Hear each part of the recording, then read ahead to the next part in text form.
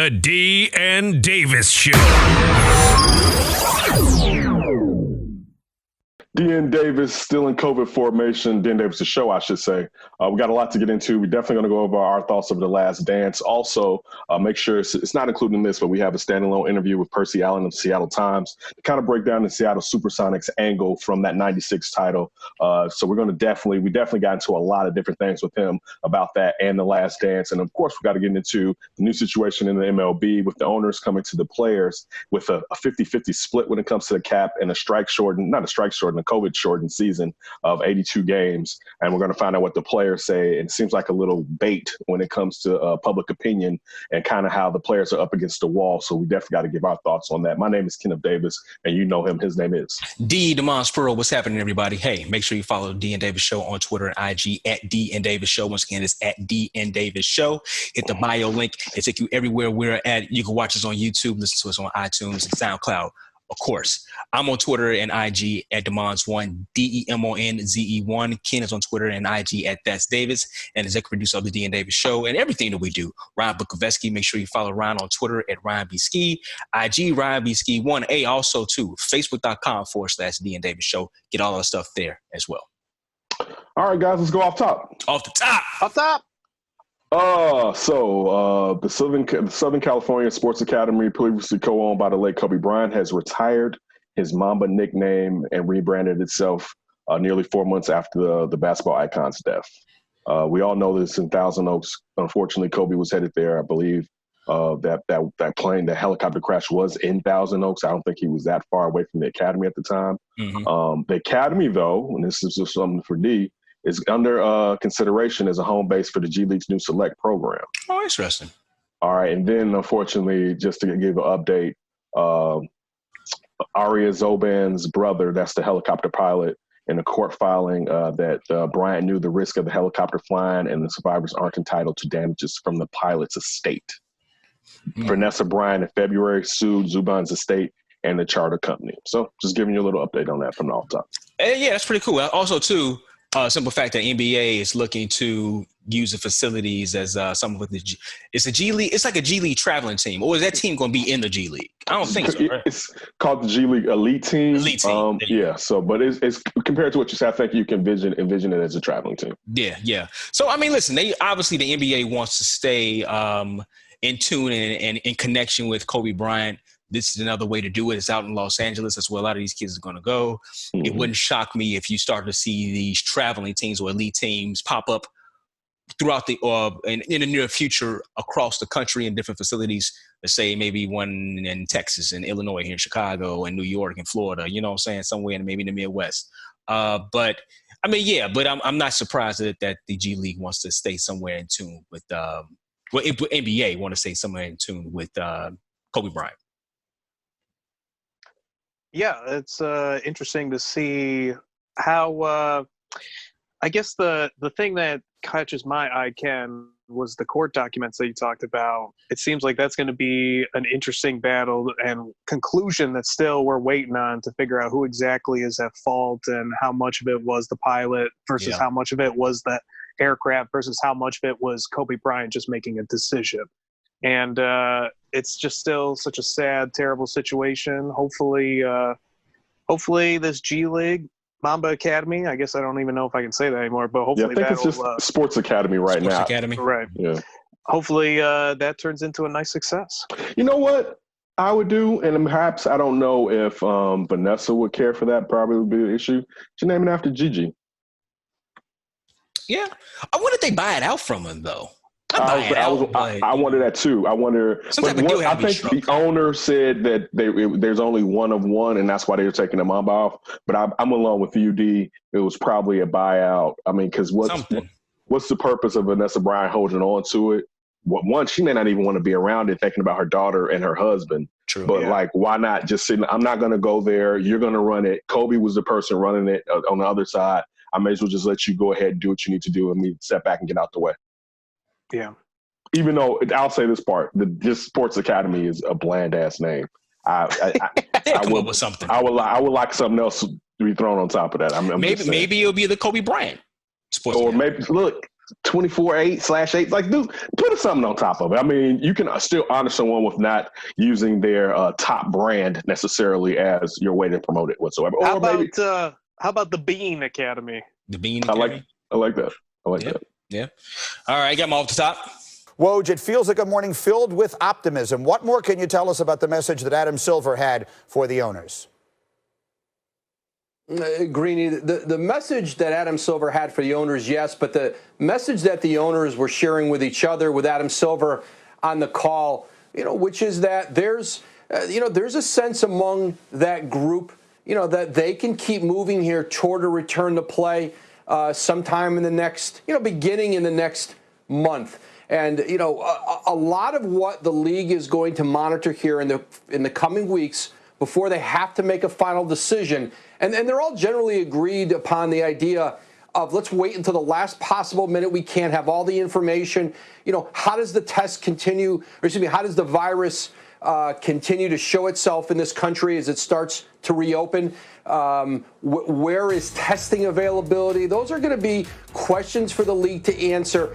But I think there's confidence among the owners, the commissioner, and many in the Players Association that in an isolated environment that the league can minimize risk for players and for their staff who'd be a part of it. There's going to be risk whether they start in the next month or whether the season were to start up again in December. And I think that they've all come to that realization and are starting now to move toward a return to play this season. Off top. All right, so a report just came out from Bleacher Report titled Report LeBron, Giannis, Steph Curry, and more stars favor NBA resuming their season. LeBron James and the biggest stars in the NBA have reportedly formed a united front to resume the 2019-20 season, which has been a hiatus because of the coronavirus. And this is according to Chris Haynes out of Yahoo.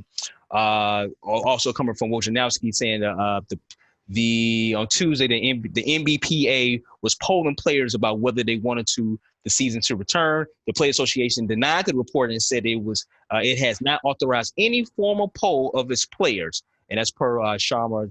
They're reporting out on ESPN, Sean Sharana. Yeah. They're reporting on ESPN, but it's not supposed to be public. The vote's not supposed to go public. Yeah. First of all, Steve Kerr said for the Golden State Warriors that they're looking at it that the season is over. I mean, they're the worst team in the league.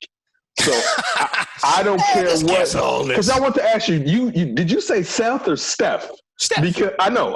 But the only reason I'm pointing out is because Steph Curry if Steph goes straight into the playoffs, he's not even participating. Like he has no horse in his race. So but to come out and say that he want to finish it, I mean, I don't know if I can say I want you to give cable back at your house, but guess what? I have nothing to do with your house. Right? Very, very true. Right. So Steph has nothing to do with basically they want to see who's going to be the champion this season, correct? He has nothing to do with that. If he wants to lend his voice to it, cool, but you sit your little light-skinned ass down. I think it's quite a few other owners. I know Mark Cuban has been kind of at thinking about saying like he's not opening up his facilities just yet. Utah's open right now. But then you have to go kind of state by state. And we're another interesting point. Tracy McGrady and Kendrick Perkins was on ESPN The Jump. And they said, like, you know what, the reason why they don't like it is because, the fact that some states are open up and some facilities are open up and some owners doing it, because that team who opened up earlier, they get a head start before everybody else. So both of them have basically kind of came out and said, like, man, this season is a wash. Wait. There is no even reason to do it. Tracy said it shouldn't open up, period. But then he stated why if that they did and it went along like that, it wouldn't be fair. Well, Kendrick brought that point up first, and Tracy agreed with it, saying like, they don't have a leg up. It's kind of like an advantage. But he went along with what Shaq said. Actually said, I said it prior to Shaq, that the season should be discontinued, which Charles Barkley has also said. Yeah, another Hall of Famer too. I listened to Reggie Miller on Dan Patrick's show. He basically came out and said the same thing. It's too much going on. It's too many questions. It's too many things you have to try to figure out to try to make a season go or to restart the season in a sense. He said, just wait until it starts between October and November and play basically December. You know what it was? Dan Patrick asked him, somebody came out, I think it might have even been Shaq, he said that whoever wins. It's going to be an asterisk by the name? Asterisk, yeah. And Richard was like, that's not true. That's not true. Yeah, he said, and we've said that on here. They know it. Yeah, San Antonio Spurs, they know they have a championship. Everybody look at them legitimately. LA teams and the Bucks, no one would have a complaint if who won. That's the thing. Yeah. So if the Clippers only and Lakers win, or like it will have to be like the 76ers or even, for instance, Miami Heat. Well, you know what I'm saying? It would be a team of that sorts that we'd be like, hold up now, I don't know about that. But like if a team that was already favored to win this season, I don't think we would hold it against them. On top of that, if they win again in the upcoming seasons, we would get rid of it, the quote unquote asterisk. Yeah, it in a sense kind of validated. Ryan, what do you George Carr also said that he doesn't think he said basically what you just said. They should just do the draft in August, push the season back a little bit and focus on the season. Yeah.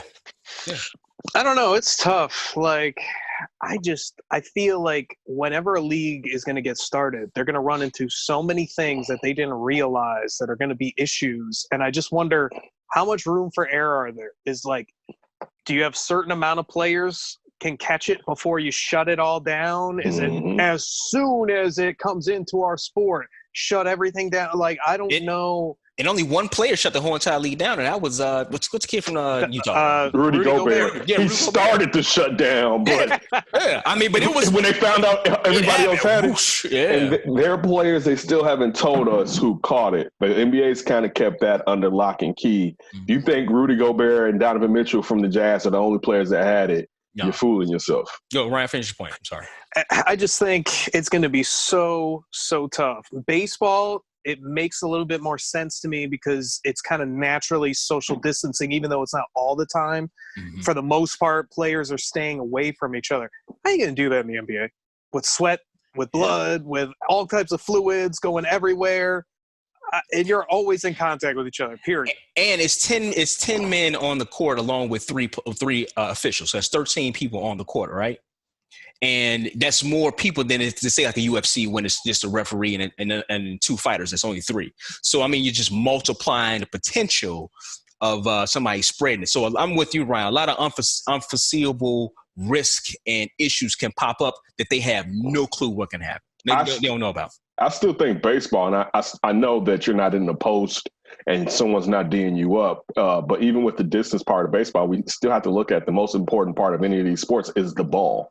And you're still going to go around the horn. You know, so it's just like I think that the owners, and I understand that they want to sit there and save some of this money that they're going to lose and get some of this television money. But in all fairness, you just need to wrap it up this year because it's the best bet because someone's going to get sick. And the real thing is going to be is now are you going to try to cover it up? So because one person gets sick, they're going to try to make it seem like it's that one person. Are you going to cover it up and then it's going to come out later perhaps that what you did and how you basically should have just sat your ass down? Or should you just sit there and cut off your nose to spite your face and wait till next season when there's perhaps a vaccine or at least this thing has calmed down a lot more? Rex Chapman on his Twitter handle, social media, he put a video out. It was not anything to do with sports, but I mean, Rex Chapman played basketball. But he showed one of those videos about how the virus spreads. It's in an Asian restaurant. It was supposed to be an Asian restaurant. Right. Somebody put something in their hands, do the black light on, and it was everywhere. So to your point, you talk about having this ball, sweat, things like that.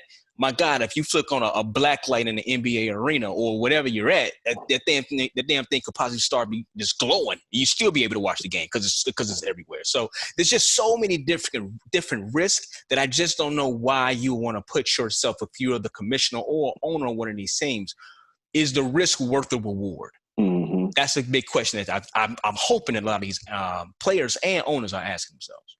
One small thing too, pretty much in baseball, 100% of the stadiums, they can be an outdoor element. NBA is played inside. Yeah, there's the circulating air over and over. Mm-hmm. The players could be completely fine. The camera guy could have it, and it just going into the AC system. True. That's true. Very big. Yeah. Off top. Off top, Ryan. My off top. He's going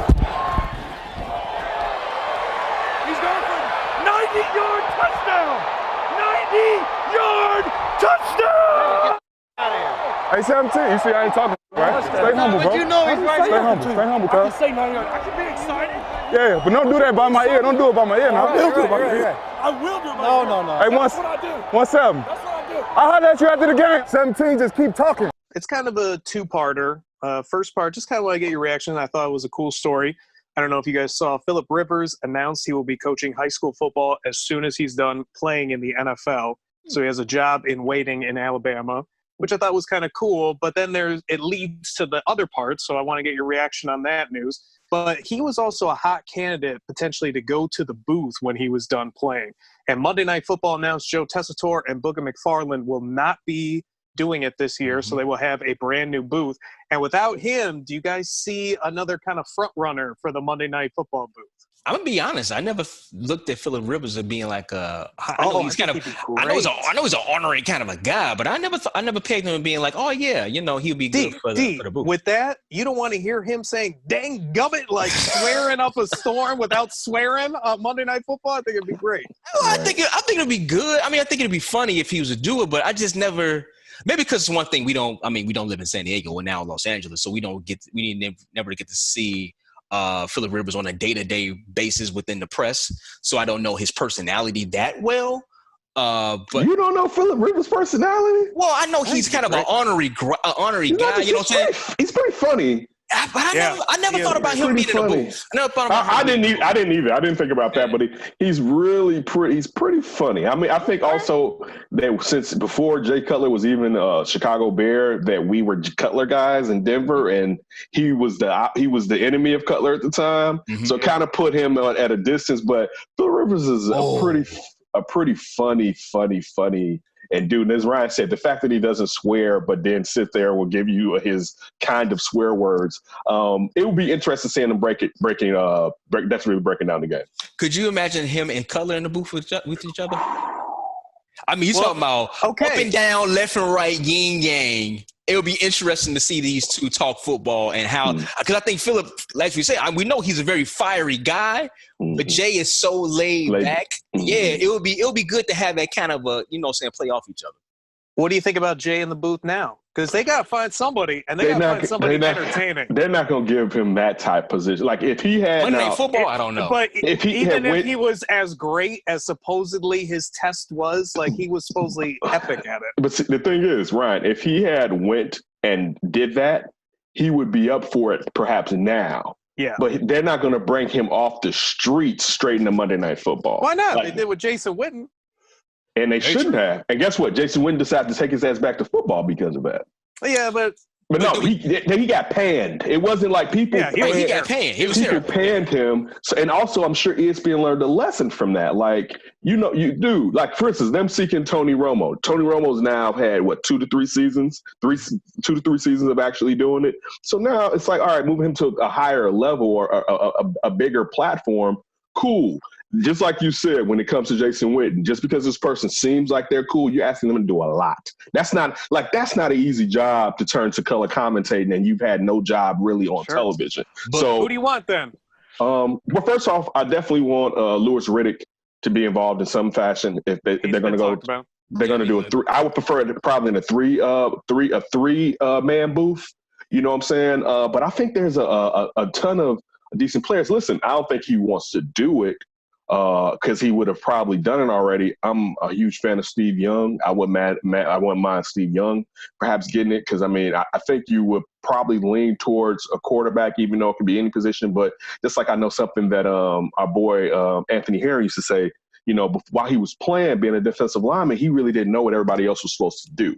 So at least when you get a quarterback, and that's not saying that other players can't do this. I'm just pointing out that a quarterback really has to be cognizant of what's going on all around the field. So I would initially start looking at some of these retired quarterbacks. Look, it may not have the same pizzazz to it. Don't go with someone that's at ESPN. Matt Hasselbeck also wouldn't be someone that I would look at. But I think he does a decent job. I don't think it gives you the entertainment value that you perhaps would be seeking. I think dry toast. I think Randy Moss will be pretty good at it. No. You don't think so? You don't think Randy Moss? I love Randy Moss. Randy Moss is not good at what he does now yet. Oh, really? No, it's kind of like how you feel about Deion. It's how you feel about Deion. Like it's how you like Randy Moss. As I watch that show often, and either he I like Randy. I think Randy's entertaining. I like better. You like it because it's Nate Randy. Burleson. I like Nate Burleson. I liked him as a player. Speaking of former Vikings receivers, I hated him as a player. How could you like him? He was a lion. Well, no, for me, Nate Burleson, I look at Nate Burleson as being a Viking and a Seattle Seahawk. Because he was the guy I view him as a lion. He benefited the year that Randy was hurt. Mm-hmm. He was on the other side, and Randy missed like 5 games and the Vikings threw him out as a decoy. And that's how Nate Burleson ended up getting that Seattle contract when they did the flip-flop when the Vikings stole Hutchinson from Seattle and then said Seattle took Nate Burleson from the Vikings. So I always envision those 2 teams when I think about Nate Burleson. And he's a snazzy dresser. So you just look at Randy as just being just – I kind of think he can get better. but not you're asking a lot. You're asking a lot of detail. So no, Randy's not ready for that. I still think he can improve with the job that he's doing. This year was better than last year, but I think there's sometimes when it comes to players doing this that they're not multifaceted enough to know. Okay, for instance, like me and you doing something deep, and if you say something and I was thinking it, then I have to come up with something else if we're interviewing someone. Right. So, and see, he's not good at that yet. So he'll usually stay on his point that he was going to make. So let's just say Jeff Saturday or Teddy Brisky takes the point before he gets it.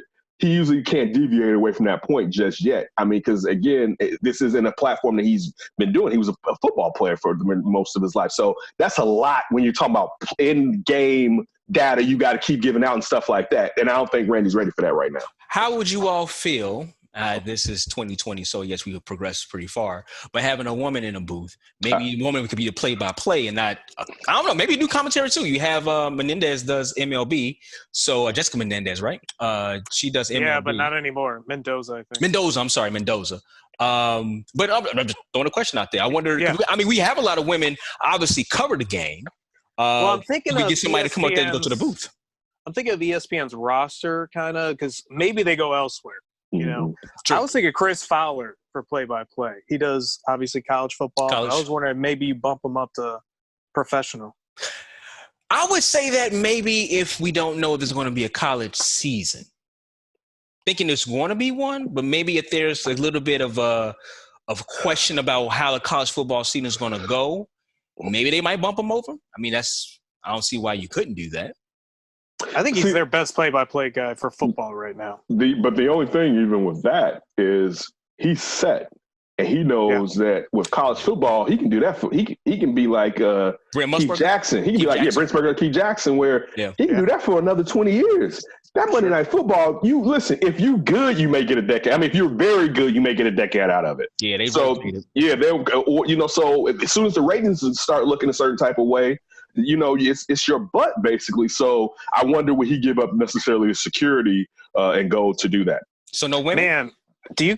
I wouldn't mind. It just depends. Yeah, I just don't know who the candidate was. And also, this is another thing due to the fact that we haven't had like a woman on a lesser platform do it, and then we could look at bumping her up compared to like what was it, Becky Hammond? Is that the Spurs coach? Yeah. Mm-hmm. All right. So listen, like if Becky Hammond gets a job as a head coach, there's no problem because we've already seen her as far as being an assistant and a valued assistant. So right now, since, no one has opened up that to a woman off just on a lesser platform, I think it'll be hard for them to jump all the way to Monday Night Football. I wouldn't mind it taking place. Wait a minute. Didn't Amazon do some streaming and they had 2 ladies? Andrea Kramer and Michelle Tafoya, was it? Was they doing the play-by-play in the color? I think they did have. I know it was Andrea Kramer and someone else, and I'm blanking on the other.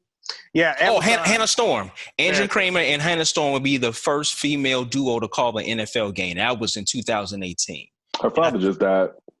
Yeah, I saw that. Yeah. Hannah Storm's father just passed away. Yeah. It was for the Thursday night games, and I think it was being streamed. It was on Amazon's Prime. Yeah. So we've had it. I don't know if a lot of people maybe caught that broadcast, but at least we. See, I didn't have Prime, so I did not catch the broadcast. Yeah. I wanted to. Yeah, just a thought. We never know, man. It's probably going to happen sometime soon. I think we're kind of talking about a smaller to the larger issue. Mm-hmm. They cannot find talent for Monday Night Football, which is like crazy. It's been a long time since they had a booth. even like Mike Tirico and Gruden, like that was a pretty solid, that was a good booth, but that wasn't like great. Like John Gruden, he's solid and good at it, but he's not like, I wouldn't call him Tony Romo. I wouldn't call him even Chris Collinsworth or Troy Aikman. I think those guys were definitely ahead of him in this commentary. So I would like them to actually beef it up. And Peyton Manning, I think, would be terrific, but he doesn't want to go with just some Joe Schmo at play-by-play. And got to figure out. You know what? Here's a question before we get up out of here. When was the last good Monday Night Football broadcasting? For me, and I don't know if it was good, but I was young. It was the one that Dan Dierdorf was on. I forget who he was. Oh, Al Michaels. Yeah, Al Michaels, Dan Dierdorf, Dandy Don, right? He was in there, and then he but yeah, like that one. I mean, I think none of us was really watching it when Howard. It's the Jerry Maguire booth, right? Yeah. Remember in Jerry Maguire? They showed the booth. It'd be back then. So I always liked that one. For me growing up, I liked Al Michaels and John Madden when that was Monday Night Football. I didn't love John at that point, but Al was still great. Yeah, John was old. Again, personally, it didn't come off well. I did like, I'm a big Tony Kornheiser fan, so I didn't mind when he was doing it. I don't think it got enough time necessarily, and he kind of grinds on people, or people don't kind of like him. And he doesn't have much time left on the earth. Wow, you watch what you say about Tony Kornheiser. Wow. Dude, I'm looking at the list. I forgot that Greeny did it for a couple of seasons. Well, they would just do the first game.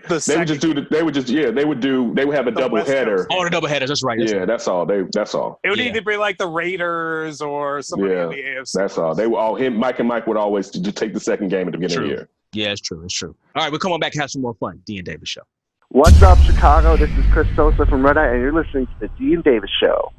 Major League Baseball's owners, they've submitted a proposal to the Players Association for review of the 2020 season. Now, here are some of the key details, according to multiple reports, which are as follows. It would be a 50-50 share of the revenue with the players, an 82-game schedule that starts by early July with games in home stadiums. That is, of course, provided that local governments give the clearance. An expansion of the postseason. It's going to go from 10 to 14 teams and a 30-man active roster, which is more than that what we saw from 26. The designated hitter, that would also be a universal rule throughout the game. So let's get this thing popping early and often. It's time now for our Miller Lite refreshing take of the day, where, Rick, I ask you, the question is, the Players Association will agree to the owner's proposal by Friday. Yes or no? Which way are you leaning?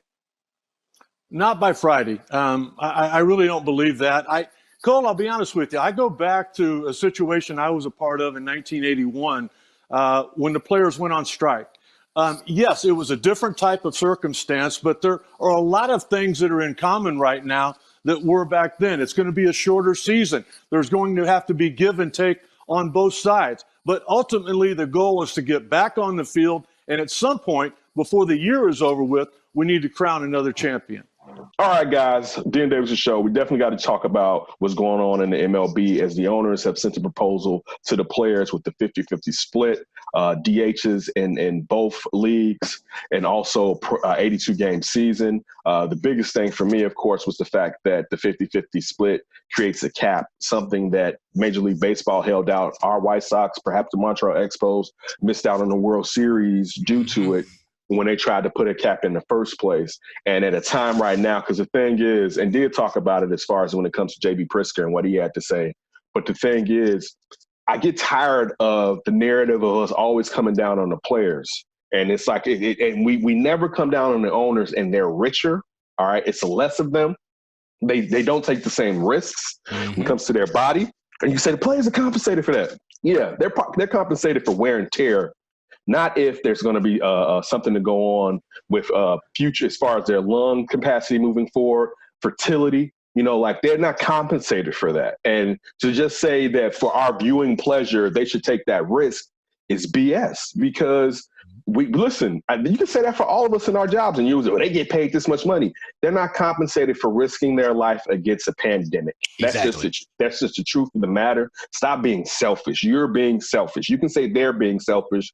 They're human beings. They have family members. What happens if they take it back home? Like how many players did we just talk about as far as I'm either my wife is pregnant about to have a baby or we just had a kid and we don't even know how this could affect children long term. You know, we talked about on Dan Davis, the flip, make sure you check out the flip, the Kawasaki virus. Like we got to understand with something that we don't know about.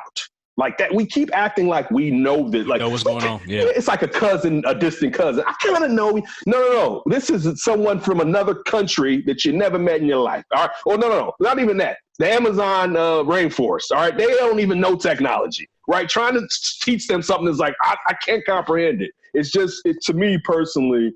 I think if the owners, last point before I pass it off to D. Yeah, they already 2 months ago prorated their salaries. Right, players were only going to get paid for the games played. So the owners were going to get money back in a way because instead of having to pay a guy for 160-some-odd games, you're only paying for 82 games. Now I'll say this: if they wanted to take a percentage and say, you know what? That proration is cool, but let me get 15% back from you on that because I still understand the owners, you know, they have to pay for it, open the stadiums up and things of that sort.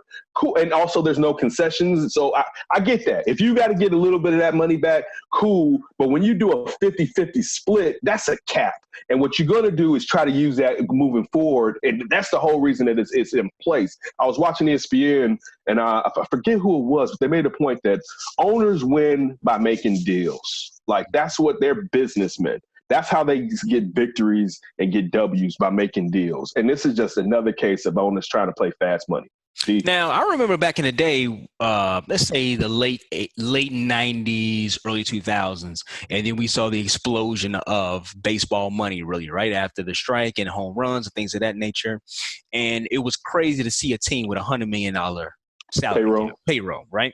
And it was the New York Yankees, you had the Boston Red Sox, and then everybody else was kind of playing catch up. Dodgers and Cubs, right? They had the bread, right? So a lot of people back then was like, "Hey, baseball needs a cap because you know it's basically all the teams that had all the money was buying up all the best players, things of that nature." That doesn't really happen, that much anymore, right? Because everybody has the money, TV deals, things of that nature. So with this kind of a cap, I see where you're coming from, Ken. Is that you're really putting a cap on these guys, and the narrative now is that the players are holding out. That's not the case. Even if, let's say, I'm a player holding out, I think I have a good avenue to say why I'm holding out, because I could probably die. Mm-hmm.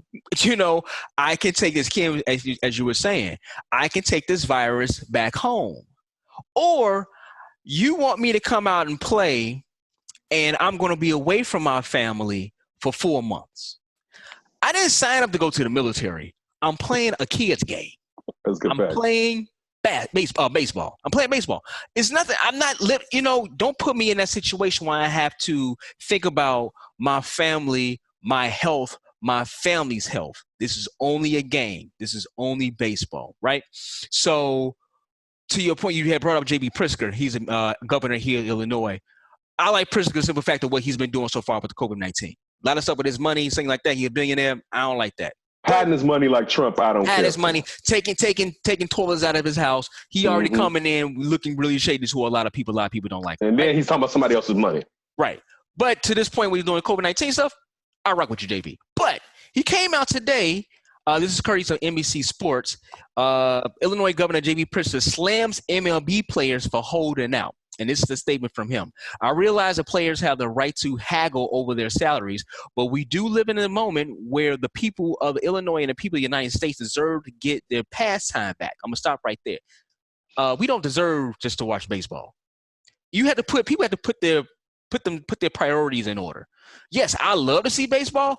Our brother Tony Gill and I, we have season tickets for the White Sox. We ain't going to see the White Sox. You had season tickets. Yeah. Thank you. We had season. But I understand. Probably your fault this is actually taking place. Never. Well, never. You looked at Cam Newton. Did you look at somebody from Wuhan? Right. Listen, look at Cam Newton. Cam Newton's shoulder and foot went out. As soon as he looked at him, he's like, my shoulder, my foot. Did he go to China and say, I'm going to check out the wet markets? Right. Look at this guy over here. Went over to the wet markets, was like, What Stop doing COVID. Exactly. So Forget the Pengalangs. so it goes on to say to watch anyone on television. Okay, so if they're able to come up with the safety precautions as has been suggested by Major League Baseball, that works. I hope that the players will understand that the people of the United States, the people of our United States need to recognize this as an important part of leisure time that all of us want to have in the summer. To watch them play baseball, they're probably not even going to be in the stadium, JB. We need that normalcy. I must say I'm disappointed in many of the ways the players are holding out for these very, very high salaries and payments during a time when I think everybody is sacrificing. They have sacrificed. Yes, it is a lot of money some money that we'll never see in our lives. They have worked their way to this point in their life and their profession. They have sacrificed.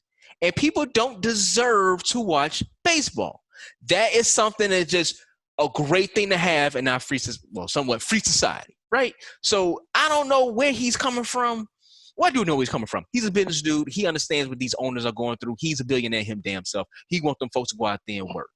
At least these players. But he's so off base with this, guys. I thought maybe he would have a little bit more of an understanding. You see people out here, frontline workers are doing this, but you gonna turn around and say just because they make a lot of money, they should go out there? No, brother.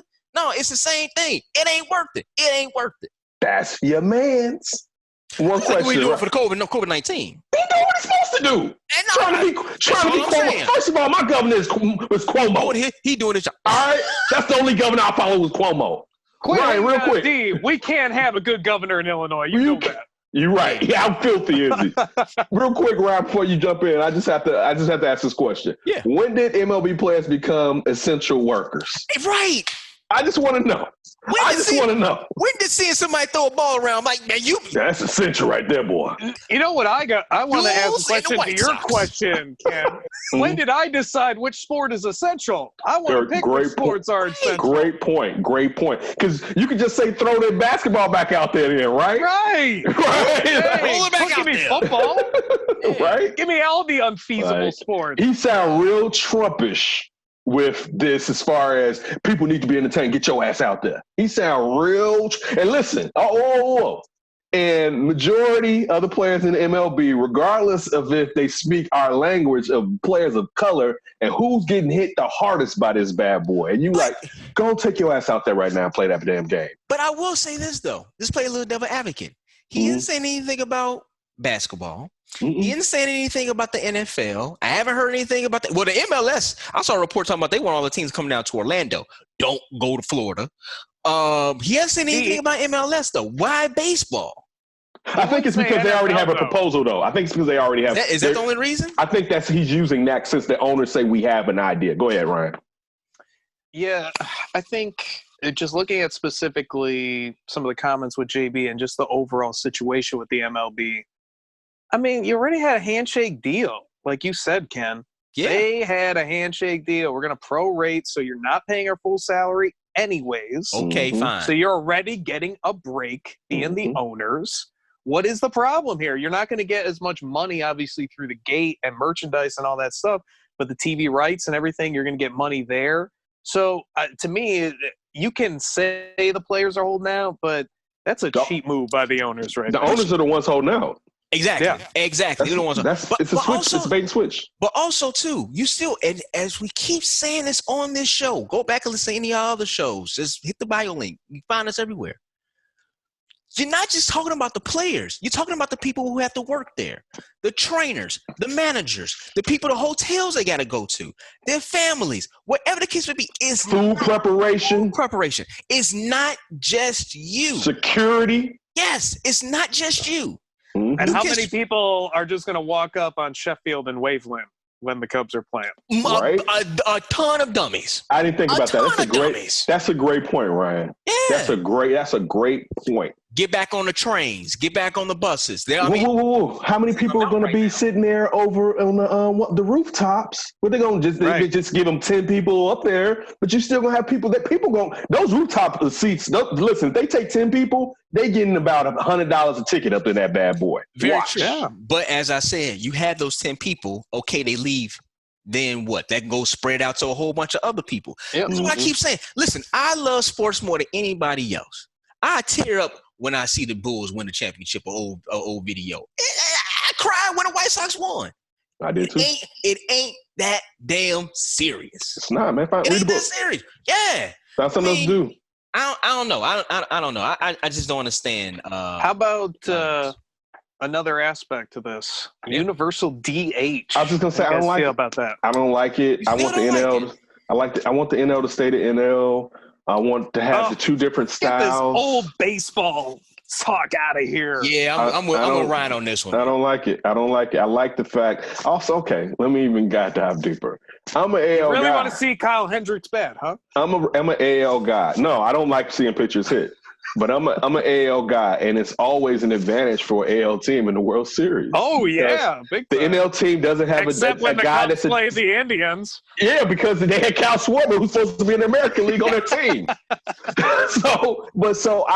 That's another reason why I always am like, let's keep a little something. Because look, the flip side is, at least when the American team is in the National League Park in the World Series, they have to learn how to kind of play that style, or they're going to get beat by a manager who's strategizing and moving ahead of their ass. So I always kind of preferred it. I like the fact that there's two different styles in both leagues. Listen, I understand. I get that point, Ken. I mean, listen, we grew up watching baseball and obviously playing it too. And when the DH came around, it's kind of like, okay, well, all right, but you have two different styles of play. You are eliminating all players know how to play all positions. Not all positions, but you know what I'm saying? You're having pitchers that know how to hit. That's still pretty cool. You know what I'm saying? When we play your boy Mad Bum. Yeah, exactly. Yes. So you have something. We grew up playing. It's like, okay, yeah, I'm a pitch, but also I'm a hit. You play the full gamut of the sport, and now you're really specialized in every aspect of it. I get that point. I'm really not that fan of it. But on the flip side, damn, man, it's about time. I mean, what's the purpose of it? Why just have it in one league and not the other? You just go ahead and knock it down. Listen, in the league don't mean as much as it used to be. It used to be back in the day. It shouldn't, though. But also, too, Ken, I think it's got to the point with the DH, too. I mean, just go ahead and just put it on. I don't mind you. I don't mind you saying that. I can understand why. And it also brings more jobs to guys, because now you're opening up the NL, and a lot of these older players, so look, Albert Pujols wouldn't have to leave the Cardinals, even though they weren't going to pay him. But still, we all also know with the what's his name that just signed with the Phillies? It just escaping my mind last year. Yeah. But listen, that Phillies deal with the part of the reason they said that they gave him that much money is because they looked at that the DH is coming to the National League.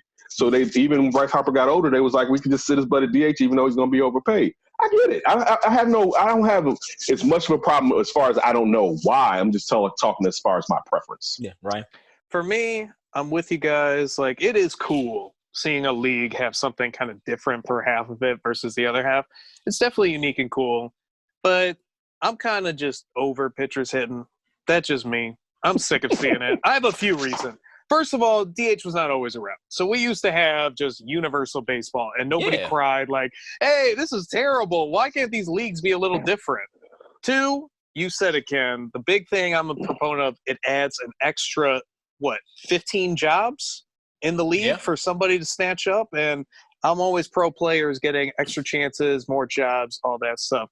And I think just the third thing, again, going back to the pitcher, I am so sick of how many times you have to plan for that pitcher to hit, but there's not much you can do around it. Like how many innings are killed because a pitcher is up there hitting, and not to say with a hitter it wouldn't be bad, but when you're trying to get more offense, more eyeballs, get rid of these weak ass hitters.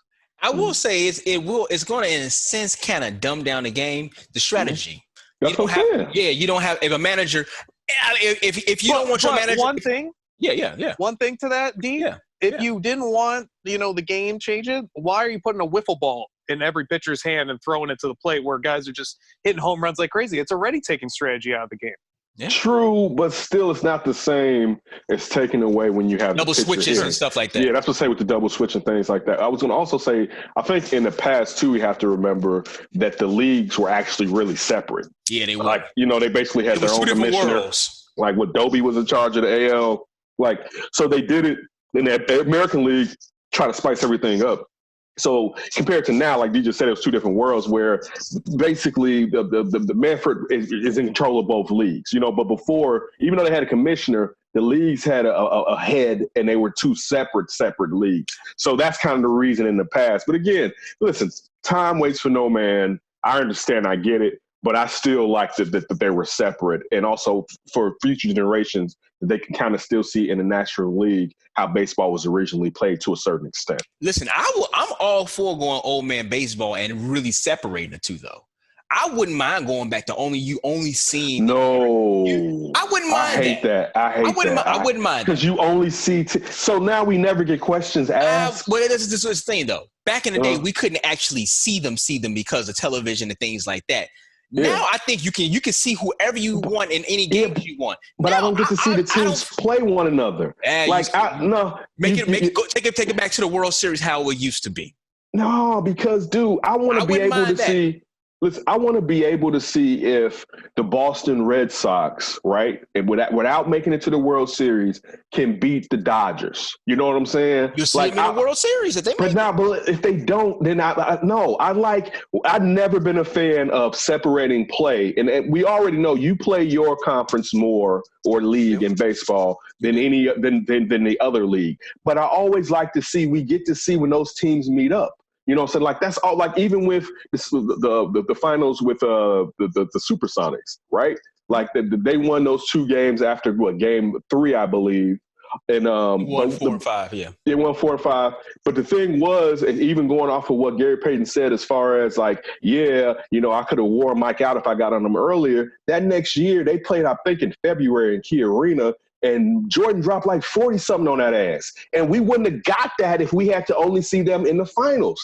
I always like to see the best teams play. If we just wait till only 2 of those teams can get there, I feel as a fan that I'm cheated. I want to see those teams and see the talent match up. I never like it to be a total separation. I'm fine with it being separated. I'm fine as having the intrigue of, man, I want to see how this team plays against this team in the finals, and they finally meet up. It's like, I like that drama to it. Yeah. But a player like Ernie Banks, who was really never on a winning team, right, but a Hall of Fame player. Yeah. Oh yeah.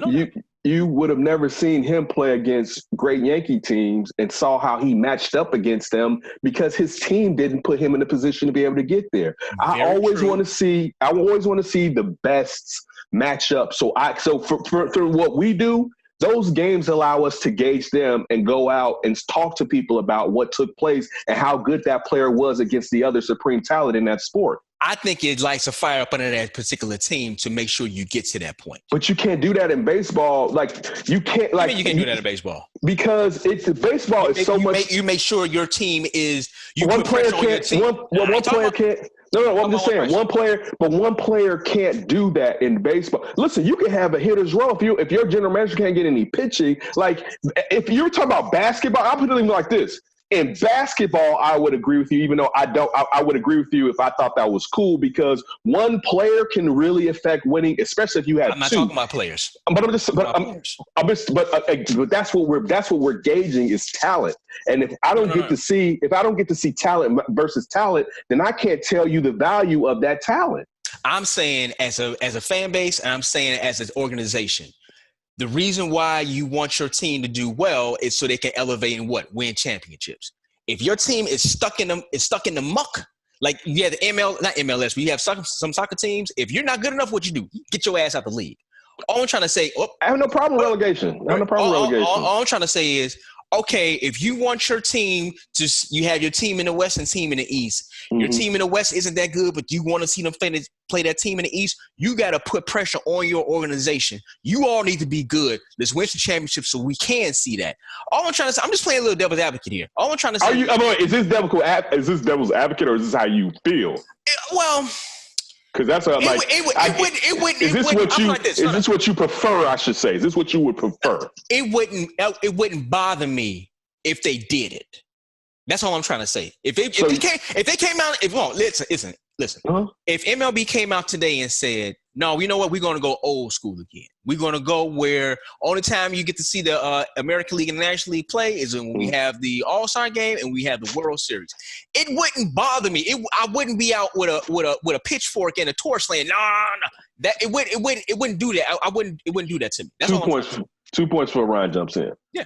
One, for MLB wanting to step into the 21st century, it wouldn't make sense because that's not what young fans will want to see. And second, they have so many other issues. I mean, but you still taking away seeing talent versus talent is going to be a big issue because in other sports that's not what they see. In football and basketball, everybody plays each other in different conferences. Basically, right? Don't you want to have something different? No, you want to do whatever is most entertaining is that's why you want to bring the DH in because some people think that more offense is entertaining. But this is my last part. So a player, and you can't blame him for this, we can't see Mike Trout play against the AL team. So if you're a Cubs fan, you never see the Cubs versus Mike Trout. That's not Mike Trout's fault. And for instance, even with Barry Bonds. Mike Trout play baseball though. But you can't see him play other great players in a different league. You want to gauge him and see, all right, you know what? The Cubs got the best pitching in baseball. I wonder if Mike Trout's the best player. Could he live up to that playing against those pitchers like that? Look at Barry Bonds. It wasn't Barry Bonds' fault that he only basically had 2 chances to bite at the apple. So in the American League, we would have never seen Barry Bonds take on the American League, those American League teams or the Yankees. Nah, man, I want to see all of that. I throw them all in there and let them play. Listen, settle it on the field. And it's not fair if it's just the supreme talent can get the chance to settle on the field. Everybody should be allowed to settle on the field. So we basically, I know we have somewhat of a little bit of interleague. You still have the kind of storylines and kind of the regional. You play one division. Yeah, the kind of like the so and if that's the case, then Ken, just go ahead and just mix it all up together. Listen, if it doesn't bother me as long as you keep traditional rivalries. So because look, a team like we all grew up with the Astros being in the NL for the most part, right? Yeah. Or the Brewers in the American League. That's what to say. So again, it happens. It's not the same, but Tampa Bay being in the AL, the NL Central. The Central here and for the football, and then going out to NFC Central, and then going to the NFC East just because, and we had to watch bad Tampa Bay, and they were just getting good. I didn't think that was fair, but okay, whatever. So I'm not saying it's all. I'm gonna view it all fair when you switch teams into different leagues or conferences, but still, you don't, and you also have to make sure that the teams within that division play the same amount of games of teams in another division so that you can validate their record stacked up against their division. So to a certain degree, as long as that's still there to where it's fair for every team in the division, it wouldn't bother me as much, especially if you include the natural rivalries that they have. It doesn't bother me, but taking away from teams and like in basketball now, like teams in different conferences may play each other just 3 times, if not 2. That's not really 2, yeah. Yeah, but no, sometimes it's 3. I've noticed that. Like sometimes it's 3. Yeah. So again, we're not getting a full view, but we still get to see those matchups, and those are the primetime matchups half of the time. Think about right before the COVID stay in place took place. LeBron took off a team in his division as far as the Clippers, but then took off the Bucks too. Right, like you want to see all of that type of stuff. So I've never liked it in the MLB that it's like that. It's cool when people it used to be special. No, everybody's supposed to play each other for the most part. That's what sports is about. Right. Yeah, for me, when you talk about the baseball schedule, I wish there was more interleague, personally. I wish that they would play more teams. I would love to see the Cubs go to Yankee Stadium every year, or play the Yankees every year, sometimes at their place, sometimes at our place, and it just switches off year to year, whatever. I'm with you, Ken. I want to see the best against the best, and I don't want it to just be in the playoffs. I think it's cool what you're saying, D. And when it works out really well, it's really awesome. Mm-hmm. But I just don't think sports are that calculated enough. I think sometimes you've got to live for that regular season a little bit. Yeah. Listen. Christmas for the NBA is great, and usually have some type of East Coast versus West Coast type of thing. I'm not saying. I'm not disagreeing. It's gonna be the finals matchup from the year before and stuff of that nature. But yeah. Hey, listen, Brian. I agree with you. Last point on this. I agree with you. Listen, if they want to cut down 19 games between the White Sox and the Royals, fine by me. If you're going to send 9 of those games and you can go to, if you want to take a trip, go play the Mets or go down to Atlanta, go out to the Dodgers or go out to the Giants. Arizona Diamondbacks. Yeah, if you want to cut down on actual division play and spread those games out, I mean, you got to think about travel, maybe. But that's if you going to be a problem. that's going to be the travel. But if you want to do something like that, or even if you want to cut it down within the division, but keep it within the region, you have the White Sox go play the Cardinals. You have the White Sox go play the Brewers. You know what I'm saying? You can have that. That part I'm with. They play the Royals and them suck-ass teams way too much. Because one last thing, with baseball, it's also the venue, right? Like, that's part of it. And it is kind of with the NFL and NBA, but it's specifically like in baseball, you see the character of the park and all that. Yeah. It'd be great to see your favorite team like the White Sox or the Cubs go around the country often, and you see these different stadiums instead of just – because that's part of baseball's appeal is the venue. Maybe cut down the actual season and also, in a sense, spread those interdivision games out to other I don't need to see the Reds 19 times. Let's do 15. Let's do a little less. That's good. I'm fine with that too. You can take 3 or 4 of those games off of that bad boy. Yeah. And go ahead. Yeah. No, I was going to say, Ken, you did mention The Last Dance, and episodes 7 and 8 aired Sunday night. Listen, I think the one thing that kind of jumped out to me were 2 things. One, it really showed Michael Jordan as being the tyrant that he is, as far as just pushing himself and pushing everyone to win, and you need that. And I think for this generation of fans coming up that could be in their teenage years or early 20s and maybe even late 20s, never seen anybody like that, or maybe the closest thing they saw was Kobe, but you still didn't see the backside. I mean, the inside look at it. We all kind of knew this about Michael Jordan. We heard about the stories eventually after, even kind of during the Bulls reign and kind of after the reign. So it's kind of good, I think, for the younger audience to kind of see, like, no, dude, you talking about somebody pushing you? This dude right here will push you. I don't know how many times he called Scaparella Hope. And number 2, and Scaparella smiled about it, which lets you know. Yeah, I mean, he said I couldn't make him mad. He was a hope. Hey, he said I couldn't make him mad, but he dropped 30 some points one time, one game. Other thing too, man. Listen, the whole thing with Supersonics, the whole thing with Gary Payton. I mean, y'all have your thoughts about that, but man, it just still kills me that the NBA is not in Seattle. That's the one. Yeah, I hate it. That still kills me, man. A great basketball city. Phenomenal. I love the Supersonics. When you're talking about from Lenny Wilkins being a player coach with what's his name from the Celtics? Dennis. What's his name was the key player? Oh, the point guard. I mean, shooting Dennis Johnson. He was both. Dennis Johnson. He was a combo guard. Dennis Johnson being the key player when they won in the late 70s. Until all those 90s teams, as far as the Supersonics, it's definitely a phenomenal basketball city. You think about the players that come out of Seattle. Yeah. Man, what about that Oklahoma City team if they were in Seattle? That was a lot of fun. Right. I asked the family while we was watching it, so I said, what team was the Supersonics rather?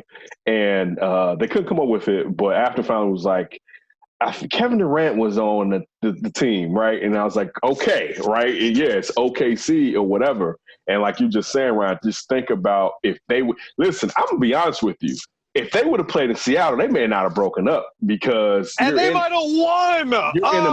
You're in the metropolis one, all right? And this has some Chocolate City aspects to it. So compared to being in the middle of nowhere, we're talking about what is – I think at the time, now I could be wrong – I think Seattle was either the 14th largest market. I'll say maybe it could have been the 8th, but I think it was the 14th. I think Oklahoma City was like the 48th. Yeah, they dropped. Like, and you're taking, and I'm talking about this as a person of color, that you're going to such a small community to a certain aspect where there's not a lot of stuff for us when it comes to, engaging with people that look like us. People like to engage with people that look like them. Look at the world. It's true. To think about that team. Real quick, Seattle was the 17th market. I mean, I'm sorry, 14th market. I said 14th. Yeah, 14th market in the country, yeah. Stop. You don't interrupt me to tell me I was right. Just say, Ken, you're right. Yeah, go ahead. I just want to interrupt me and hit me with my number. He interrupted Ryan and hit me with my answer like it was a new answer. He was like, it was the 14th. No, you didn't verify. You was telling me I was wrong is what you were saying. You said, hold on. Wait.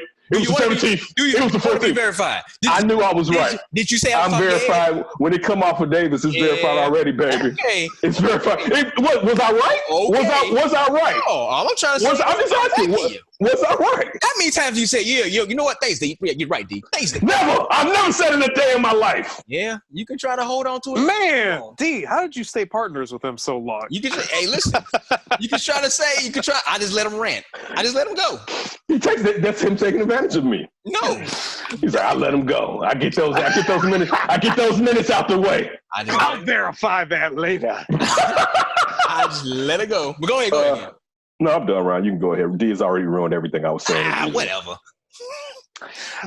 Yeah, with the Last Dance, I thought it was cool seeing the Tyrant, MJ the Tyrant, and whatever. The best part, honestly, for me was him laughing at Garrett Payton's face. I couldn't believe how cold that was. That was so disrespectful. That's a Hall of Famer named the Glove for his defense. And was crazy. He took his nickname one.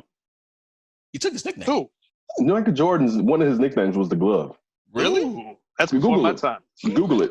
Jordan's name. One of Jordan's nickname in the '80s. They called him the Glove because of his defensive play.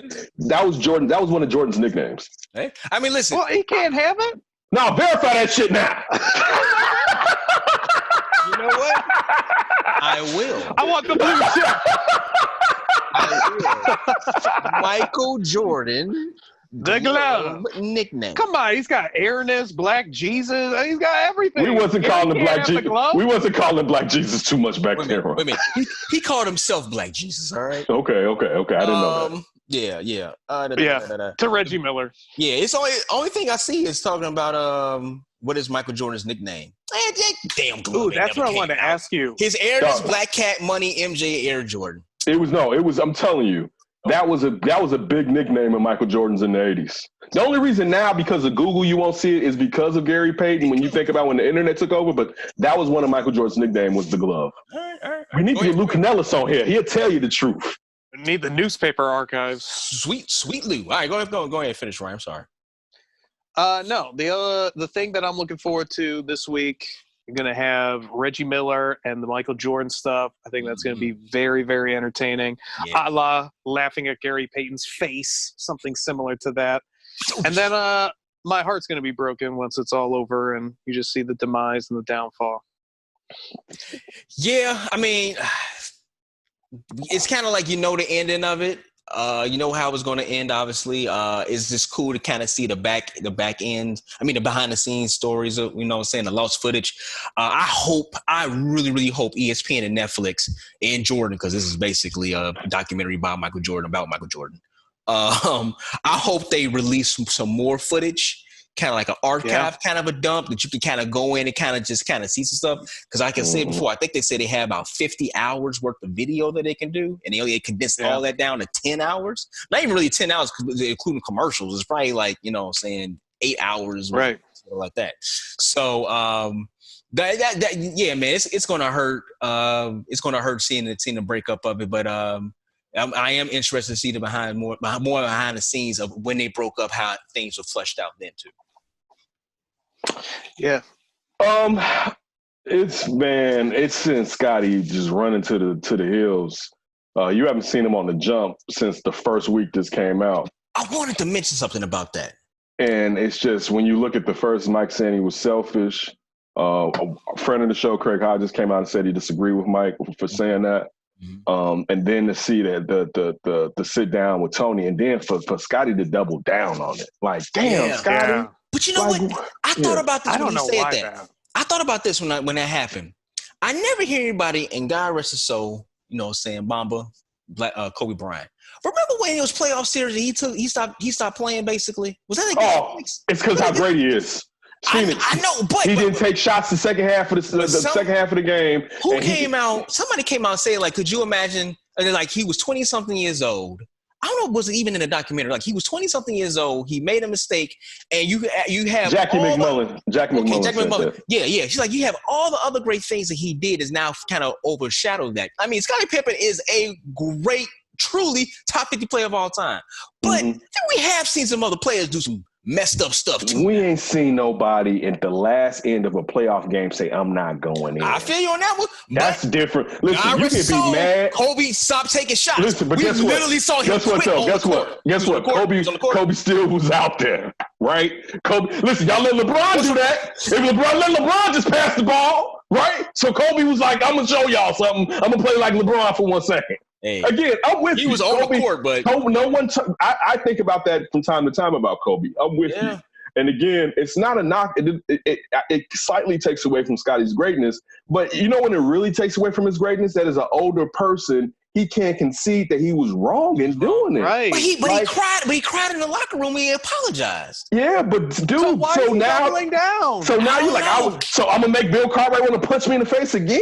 I know. I couldn't believe that either. When he did it. That's like, man, my wife was kind of messing up, so I cheated. And if it happened again today, I still cheat on her ass. Like, no, y'all together is good. Don't do that.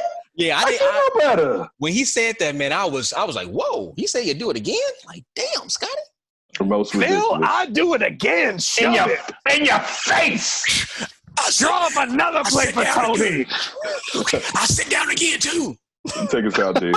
All right. Hey, make sure you follow us on Twitter and IG at D and Davis Show. I'm on Twitter at Demons1, IG as well. Ken, that's Davis, IG. Ryan Bukovetsky, Ryan B. Ski, and Robbie Ski 1. Make sure you check out Dan Davis to Flip. Please take care of yourself and take care of everybody around you. Don't do anything crazy before you hear from us. Keep your hands to yourself.